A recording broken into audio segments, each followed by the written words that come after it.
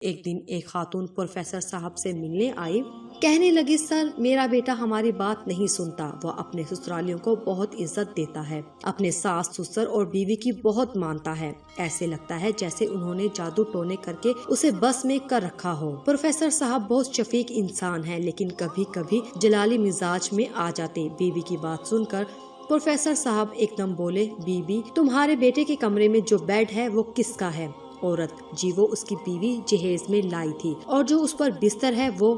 جی وہ بھی جہیز میں لائی تھی۔ اور جو صوفہ اس کے کمرے میں رکھا ہے وہ؟ جی وہ بھی بہو جہیز میں لائی تھی۔ اور جو سیف الماری ہے، جی وہ بھی اس کی بیوی کی ہے۔ اور جس برتن میں وہ کھانا کھاتا ہے، پانی پیتا ہے وہ؟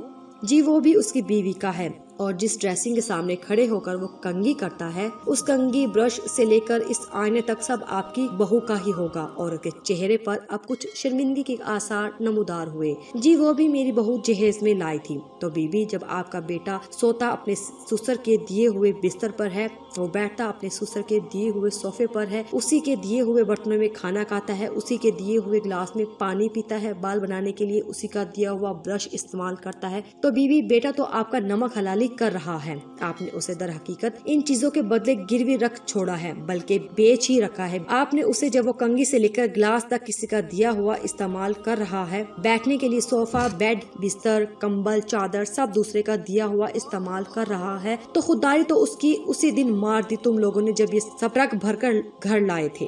بیوی، جادو تو تم نے خود کروایا اس پر، اب جب وہ نمک حلالی کر رہا ہے تو آپ اعتراض کر رہے ہیں؟ اگر بیٹا پیدا کر لیا، شادی کے لیے لڑکی بھی ڈھونڈ لی، تو سامان بھی خود بناتے، کم از کم اس کی خودی تو زندہ رہتی۔ غیر کے سامان پر عیاشی کرنے والے سے آپ کون سی وفاداری اور غیرت کی امید لگائے بیٹھی ہیں؟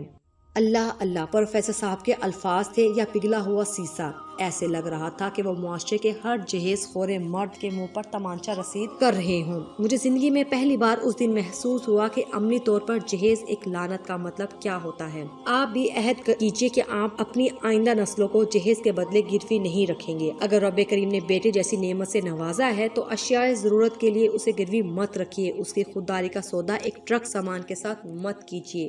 اگر آپ کو ہماری یہ ویڈیو پسند آئی ہے تو پلیز ابھی ہمارے اس دیا وائس چینل کو ضرور سبسکرائب کر دیجیے۔ شکریہ۔